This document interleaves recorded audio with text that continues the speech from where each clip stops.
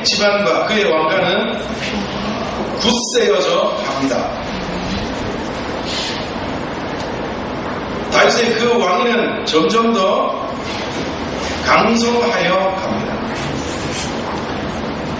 오늘 본문에 보니 그렇게 강성하여 가던 다윗이 이제는 하나님의 말씀을 따라 그 나라를 다스려 나가기를 원하던 그 다윗이 이제 자기의 나라가 안정되어져 가고 그리고 행정적인 정비를 통하여서 나라가 더욱더 확고히 그리고 안정되어 가는 것, 그리고 자기의 왕국의 그 기틀이 확고히 다져졌음을 보고는 이제는 다윗의 나라, 온 이스라엘이 우리 표현으로 하면 태평성대를 이루어가는 것을 보고는 다윗이 선정을 베풀기를 마음을 먹습니다. 이제까지는 나라를 다스리느라고 그랬나 봅니다. 요나단과의 약속했던 일들, 요나단과 사무엘상 20장에 가서 보면 그렇게 언약을 맺고 있는 장면이 나옵니다. 그때의 일들, 요나단을 통하여서 자기가 도움을 받고 어려움에서 구함을 받았던 그때의 일을 기억하며 혹시 사울의 집안, 그러니까 요나단의 집안에 사람이 남아있지 않을까 하고는 살펴 만약 사람이 남아있다면 그에게 선대를 베풀기를 원하는 다윗의 모습이 오늘 본문에서 나타나고 있습니다.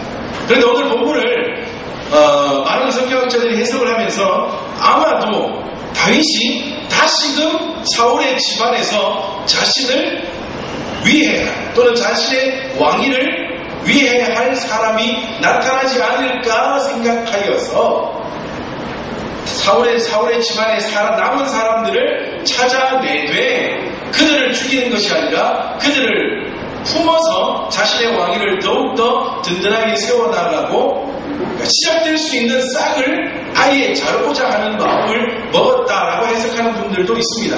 그런데 이 해석은 별로 탐탁치가 않고 분명히 잘못되었다 생각할 수가 있습니다. 왜냐하면 오늘 본문에도 보니 남은 자는 누구라고요? 무비보셋이요. 그의 유모가 도망하는 길에 그를 그만 떨어뜨려 다리를 절게 된 요나단의 아들 무비보셋 하나밖에 남지 않았다고 성경은 우리에게 분명하게 말해주고 있고, 또한 우리에게 말해주는 것이 무엇인가 하면 한편의 성경학자들이 그렇게 해석하고 있는 염려를 완전히 불식시키는 한 단어가 나타나는데요. 오늘 본문 마지막에 가서 보면 무비보셋이 다리를 어떻게 한다고요? 두 다리를 다 전다 라고 분명하게 말해주고 있습니다. 그런데 무비보셋에 대하여서 이야기해주고 있던 성경 구절들, 사무엘서의 기자가 말하고 있던 무비보셋의 모양은 이제까지는 그냥 다리를 절더라였어요. 그런데 오늘 본문에 와서는 왜 두 다리 다 절더라라고 말해주고 있겠습니까? 지금 다윗이 이렇게 하고 있는 일은 사울의 집안이 다시 일어나 다윗 왕가를 위해할 염려가 전혀 없다는 것을 사무엘서 기자는 읽는 독자들로 하여금 보여주기 위함입니다. 두 다리를 다 절고 있는 요나단의 아들 무비보셋, 어찌 감히 다윗 왕을 위해할 수 있고 왕위를 창탈하고자 그러한 마음을 가질 수 있겠습니까? 도저히 그런 마음을 가질 수 없는 너무나 연약한 자 무비보셋이 되어 있는 것을 오늘 성경은 분명하게 우리에게 말씀해주고 있습니다. 여러분, 오늘 본문을 통하여 우리가 볼 수 있는 첫 번째 것이 무엇인가 하면 하나님의 사람들은 하나님의 말씀대로 하나님의 은혜를 따라 하나님의 사명을 감당하며 살아가기만 하면, 또 말씀드립니다, 반드시 하나님이 책임지신다. 분명히 하나님이 책임지신다는 것을 오늘 본문을 통하여서도 또 우리는 알 수 있습니다. 누구도 그를 위해하거나 누구도 그를 해할 수 없고 그를 넘볼 수 없는 완전한 자, 위대한 자, 강한 자로 하나님이 만들어 주십니다. 남아있는 무비보셋, 그는 두 다리를 다 저는 도저히 다윗과는 비교도 되지 않는 그러한 위대한 인물로 하나님께서 분명하게 삼아 주십니다. 문제는 무엇인가 하면, 문제는 외부의 일들이 아닙니다. 외부의 일들이 아니라 내부의 일입니다. 여러분, 제가 설교를 준비하면서 여러 번의 주석들을 찾아보던 중에 주석들이 이렇게 큰 단락들을 나누어 놓는 것을 봤어요. 그런데 신기한 것은 계속하여 다윗의 집안을 강하게 하시고 다윗의 왕가를 강하게 하시던 하나님에 대하여 해석해주고 있던 주석들이 이상하게도 오늘 본문인 9장 그리고 그 앞서 8장부터를 다윗 왕가의 쇠퇴기가 시작되는 것으로 보고 있더라고요. 지금 별일이 없지 않습니까? 8장에서도 우리가 지난주 2주를 통해서 살펴본 것처럼 별일이 없었어요. 그리고 오늘 9장에 와서도 별일이 없습니다. 아무런 사건이 일어나지 않고 도리어 선대하고 도리어 사울의 집안에 남아있는 그 가족 요나단의 사울의 손자요 요나단의 아들이 두 다리를 저는 머비보셋에게 도리어 사랑을 베풀고 선대를 베풀고자 하는 너무나 좋은 다윗으로 그려주고 있습니다. 그런데 왜 성경을 해석하는 주석가들은 이미 이때부터 다윗 왕가의 쇠퇴기로 보고 있느냐 말입니다. 그리고 나서 보면 10장에 가서 어디에요? 암몬과 싸워 승리를 거두는 다윗에 대하여서 나타나고 여러 가지 모습이 나타납니다. 그런데 왜 이때부터 왜 다윗 왕가의 쇠퇴기로 보고 있느냐? 아마도 다윗 왕의 내적인 요소들이 이때부터 조금씩 무언가 잘못된 것들이 싹트고 있지 않습니까? 그래서 나타난 결과가 뭐예요? 11장에 가면 어떤 사건이 벌어져요? 밧세바와의 사건이 일어나지 않습니까? 여러분 성경을 한 장 더 넘겨서 11장을 한번 봐보시기 바랍니다. 다윗과 밧세바의 일이 드디어 11장에서 일어납니다. 그래서 주석가들은 성경을 연구하는 분들은 이때부터 다윗의 내적인 요인들을 살피며 쇠퇴기로 보고 있는 것입니다. 하나님의 사람이 하나님의 일을 감당하며 살아가는 데 있어서 잘되고 못됨은 외부적인 요인이 아니라는 것을 우리는 이 가운데서 다시 한번 오늘 본문과 이어지는 본문들을 통하여 다시 한번 볼 수 있습니다. 요인은 우리 속에 있습니다. 내적인 내 속에 있는 것들이 하나님께 반대가 되고 하나님께 죄가 되고 하나님의 명령을 거스르는 게 되어 하나님을 기쁘시게 하지 못하여 잘못되어 가는 것이지 하나님의 사람을 붙들기로 작정하신 다음에야 외부적인 요인으로 인하여 무너지는 일들은 결코 없다. 그러므로 우리는 우리의 삶 가운데 하나님 주신 사명을 감당하며 살아가는 우리들, 하나님의 사람들인 우리들 늘 살펴야 될 것이 외부적인 요인이 아니라 내 속에 있는 내부적인 요인들을 살피며 살아가야 될 줄 믿습니다. 11장에 가서 우리 아연의 밧세바를 바라보며 그에게서 아름다움을 보고 그녀에게서 음욕을 품게 된 다윗, 그 내부적인 말썽이지, 내부적인 요인이 말썽이지 다윗에게 그때까지 계속하여 외부적으로 그를 위협하는 일들은 아무것도 없었다. 우리 시간 믿음의 식구들 함께 예배하는 우리 모든 믿음의 식구들, 나의 속에 있는 내부적인 요인들, 내 속에 있는 나의 것들 다시 한번 하나님 앞에 살피며 그로 인하여 내가 어떻게 살아가고 있는지를 발견하고 혹여나 잘못된 길로 걸어가고 있다면 올바른 길로 다시금 나의 길을 점검하고 돌이켜 나아갈 수 있는 그런 우리 모든 믿음의 식구들 되시기를 주님의 이름으로 축복합니다. 자, 다윗은 그렇게 나아가는 가운데에 요나단의 아들 무비보셋을 찾아내어 그를 선대합니다. 이 모습은 참 좋은 모습이요, 우리가 본받아야 될 모습일 줄 믿습니다. 무비보셋을 찾아내어 그에게 선대를 베푸는데 이제까지 전에 사울이 가지고 있었던 모든 땅과 그들이 가질 수 있는 모든 것들을 다시 준대요. 무비보셋의 아들들에게 준다고요. 여러분, 왕이 땅을 얼마나 가지고 있었겠습니까? 엄청나지 않았겠습니까?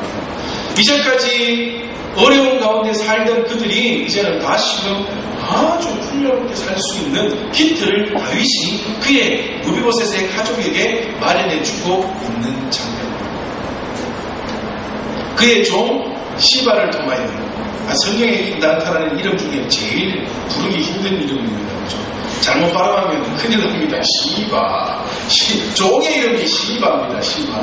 욕하는 게 아닙니다. 그를 통하여 물보셋을 찾아낸 다윗, 그리고 그를 통하여 물보셋의 집안을 다시 일으키기를 작정한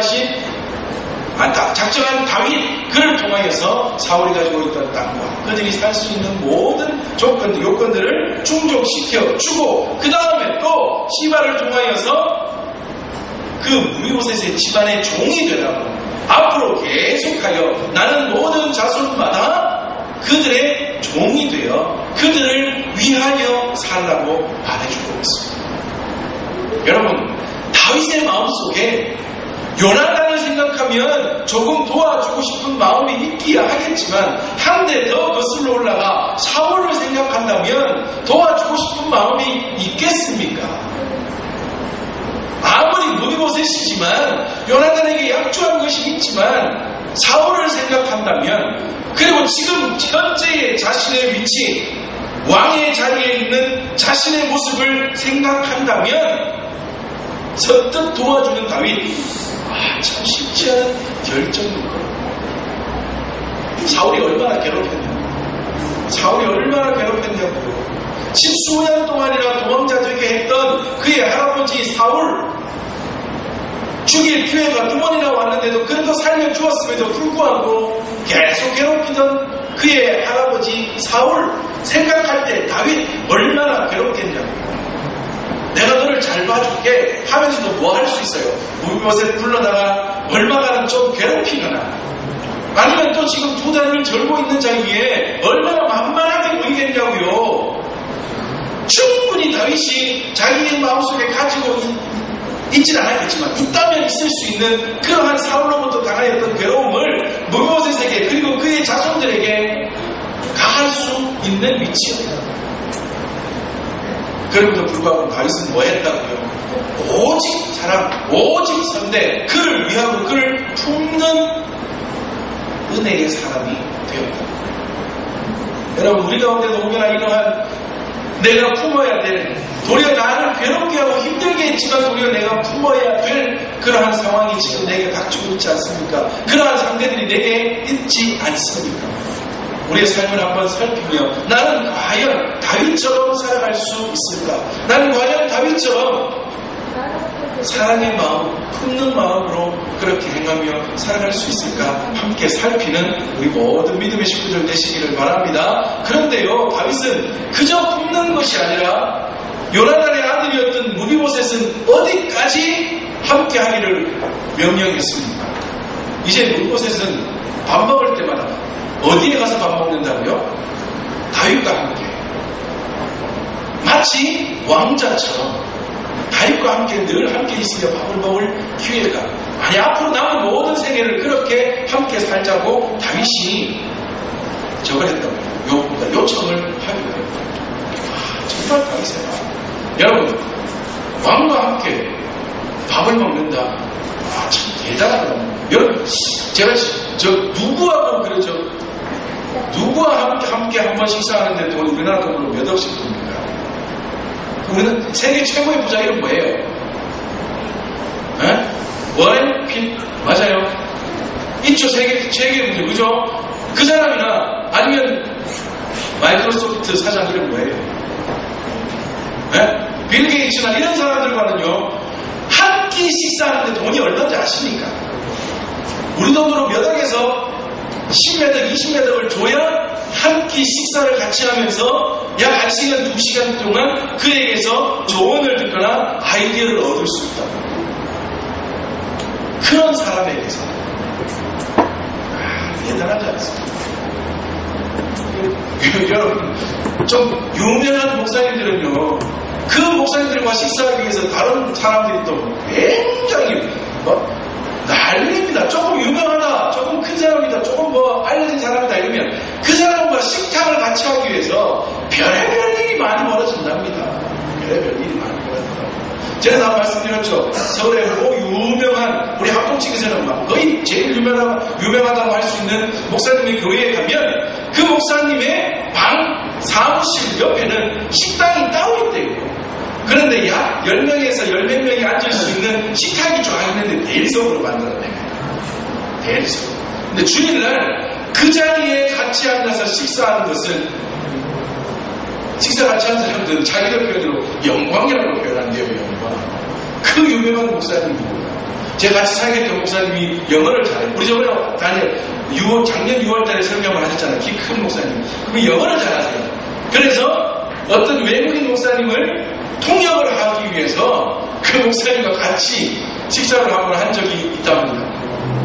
근데 뭐 자기는 그렇게 크게 느껴지는 건 없는데, 여하튼 그 자리에서 같이 밥 먹을 별의별 사람들이 노력을 한답니다. 조금 유명한 사람들, 그 사람들과 함께 식탁을 함께 한다는 거 굉장히 영광인가 봐요. 그런데 오늘 누구곳에 대망한 왕가의 가족으로 남아있던 누구곳에 그가 이제는 누구와 함께 식사할 수 있는 다윗 왕과 늘 함께 있으며 식사할 수 있는 기회가 왔습니다. 다윗의 정말 착한 마음, 대단한 마음, 선대하는 마음, 품는 마음이 아니면 도저히 할 수 없는 일. 무곳에서는요, 처음 다윗에게 나와서 다윗이 그렇게 선대를 베풀 때에 오늘 본문을 보니까 8절에 이런 표현을 하죠. 이 종이 무엇이기에 왕께서 죽은 개 같은 나를 돌보시나니까, 그렇게 표현합니다. 그런데 이 표현은요, 처음 지금 무곳에시 하고 있는 것이 아니라 다윗이 이미 예전에 사울 앞에서 했었던 표현이랍니다. 아마도 이 가족 사이에서 흘러 내려오는 이야기를 통하여서 다윗이 사울에게 했었던 표현이라는 것을 무곳에시 아마 전에 들었나 봐요.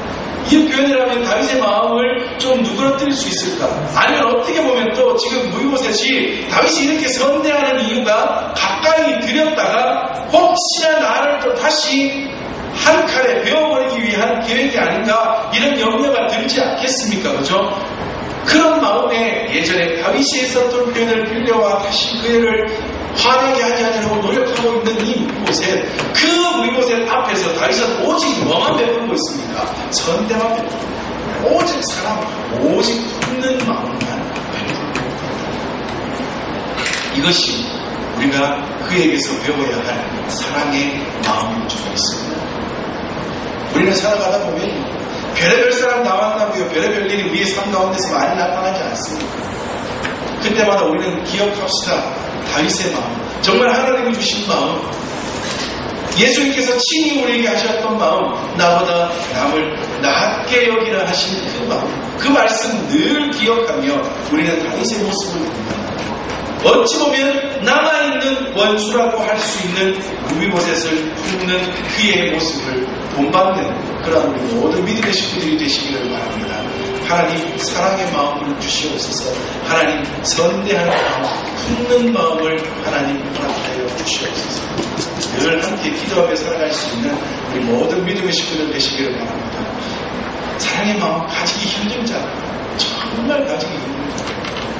저도 제가 부교육자 생활을 굉장히 길게 했잖아요. 굉장히 오래 했잖아요. 굉장히 오래 했습니다.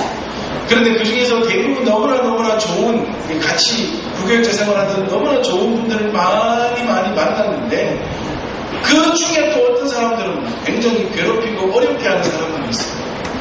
참 목사이면서도 어쩔 수 없는 게요. 그런 사람들은 벌써 몇 년이 지났음에도 불구하고 나를 괴롭혔던 사람들에 대한 마음, 그들을 생각만 하면요, 솔직하게 말씀을 드려서 아직도 꽁한 마음이 있어요. 아직도 풀지를 못해요. 아직도 제 앞에 나타나면요, 아이고 저거 어떻게 한번 해볼까 하는 마음들이 있다. 우리에게 이런 마음들이 있는 것은 당연한 것입니다. 왜요? 우리가 죄인이기에, 우리는 죄성을 가진 인간이기에 어쩔 수 없는 사람이에요. 그렇다고 어쩔 수 없다고 그냥 탁 내버려두고 포기하고 살아가면 또한 안 되지 않습니까? 그럴 때 우리가 해야 될 게 뭐예요? 하나님 앞에 간절히 구하는 것입니다. 하나님, 사랑이라고 해서, 하나님 품는 마음이라고 해서 제가 한번 해보려고 했는데 안 되네요. 내 힘으로 하려니 안 되네요. 내 생각으로 이해하려니 안 되고, 내 생각으로 사랑하려니 안 되고, 내 생각으로 품으려니 도저히 안 됩니다. 하나님의 마음 주시옵소서. 주님이 말씀하셨던 그 나보다 남을 낮게 여기라는 그 말씀이 내 심령 가운데 있게 하여 주시옵소서. 하나님 다윗의 이 모습 본받게 하여 주시옵소서. 그리하여 내 힘이 아니라 하나님 주시는 은혜로 사랑하고 선대하고 품을 수 있는 그러한 사람 되게 도와주시옵소서. 날마다 기도함으로 이제 오늘부터 시작하여 앞으로의 우리의 남은 날들의 삶 가운데서는 다윗처럼 선대하고 사랑하는 모습으로 살아갈 수 있는 우리 모든 믿음의 식구들 되시기를 주님의 이름으로 축복합니다. 자, 오늘 오후에는 두 가지 말씀드렸습니다. 첫 번째는 뭐라고요? 다윗이 이렇게 잘 되고 있음에도 불구하고 지금 벌써 다윗의 왕조의 쇠퇴기로 보고 있다는 이유. 그 이유는 어디에 있다고요? 외부적인 요인이 아니라 다윗의 내부적인 요인에서부터 무언가가 조금은 잘못되어가고 있다는 것. 그러므로 우리는 늘 하나님 앞에서 나의 내부적인 요인들, 내 속에 있는 것들을 하나님 앞에 살피며 살아갈 수 있는 자가 되어야 합니다. 외부적인 요인이 조금 좀 거슬려 온다고 힘들게 온다고 해서 그것은 결코 나를 완전히 넘어뜨리는 요인은 되지 못한다. 그것을 우리는 반드시 기억해야 합니다. 나를 넘어뜨리는 것은 외부적인 침략이 아니라 내부적인 침략이에요.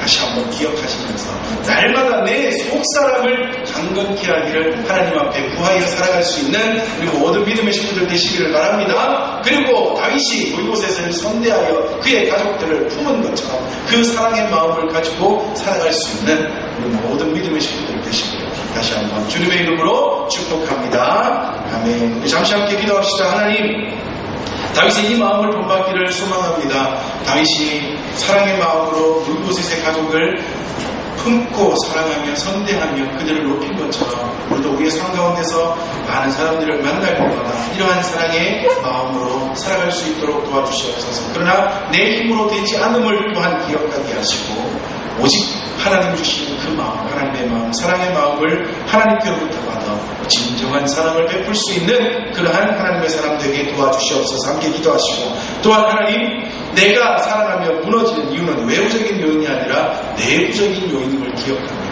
내 내부적인 내 마음속의 모든 일들을 하나님 앞에서 날마다 살피며 살아갈 수 있는, 그리하여 계속하여 하나님의 은혜의 손길로 인하여 강건한 승리의 길을 걸어갈 수 있는 그러한 하나님의 사람 되게 도와주시옵소서. 우리 일주일의 삶에서 이러한 승리를 거둘 수 있도록 도와주시옵소서. 이 시간 다 같이 함께 기도하며 하나님 앞에 나아가겠습니다. 함께 기도하겠습니다.